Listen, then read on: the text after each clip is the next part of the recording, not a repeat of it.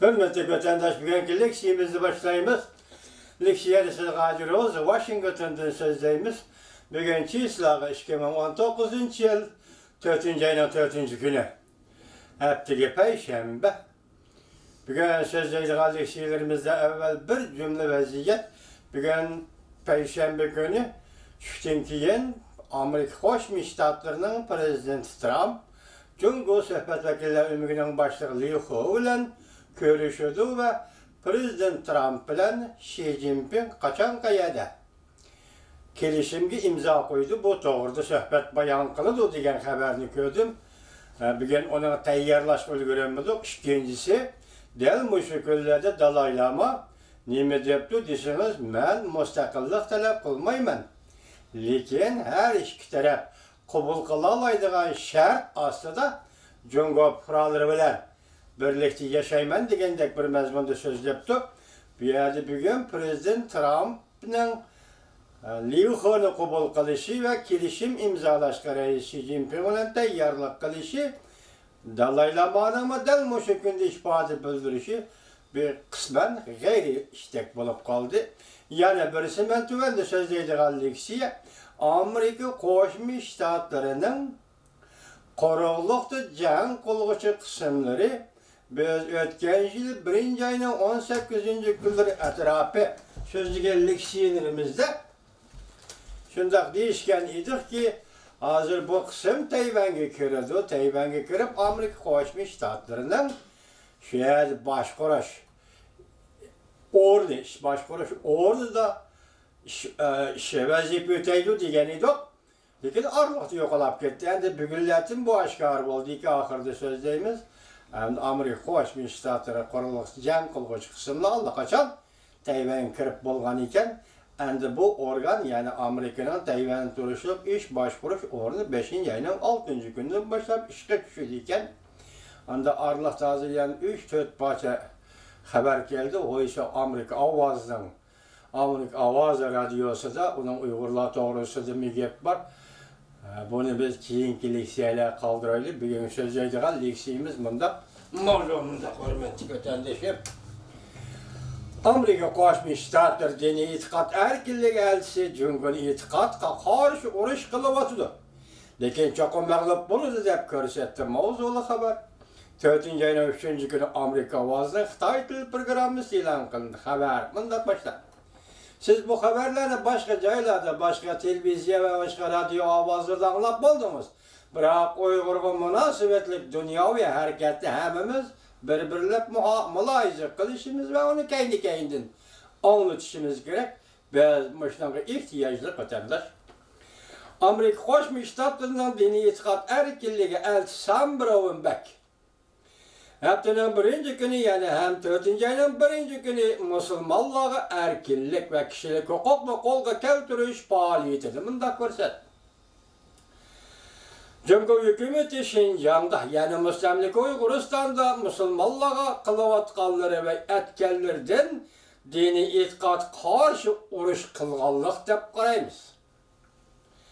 Bu urushga Cumhur cho'qim yengildi.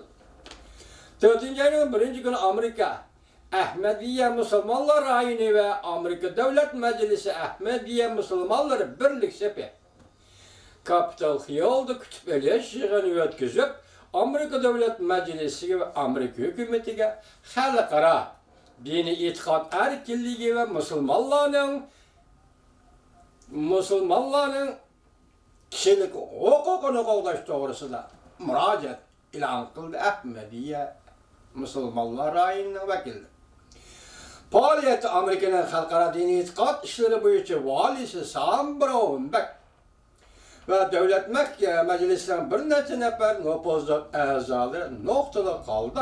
Jungoda diniy e'tiqod erkinligi ahvoli hamda Şinjan'da, yani Müslimlik Uyg'uristonda musulmonlarning Jungo hukumati tarafidan ixtiyoriy nazarband qilinayotganligi to'g'risida to'xtaldi. Sam Brownback munda ko'rsatdi, men Jungo balki Amerikaning qonunli ko'chmanligini Şinjan'dagi, yani Müslimlik Uyg'uristondagi jazo lagerlariga nazarband qilganligi to'g'risida dokladni ko'rdi. Avam Palatasının azası Spiyer Ahmediye Müslümanlar Birlik Sepi'nin ortak reisi.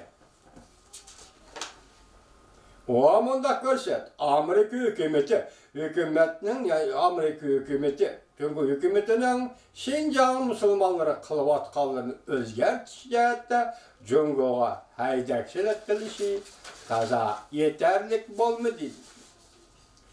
O amında görset, bu fikir mesele Amerika Koşmuş Ştatları hükümetinin yukarı katlı müdahale kılınış lazım.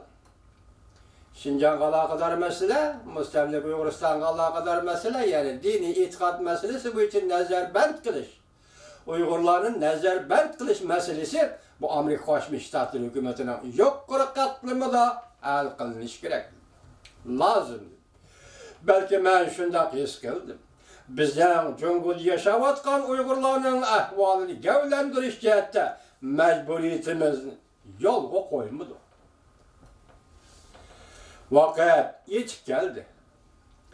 Biz yukarı avazı enek şundak görüştük koyaylı ki bu eş Cumhuriyet'in kılavatkan bu işi erek yoktuşunun barlı alaydilikleri iyi.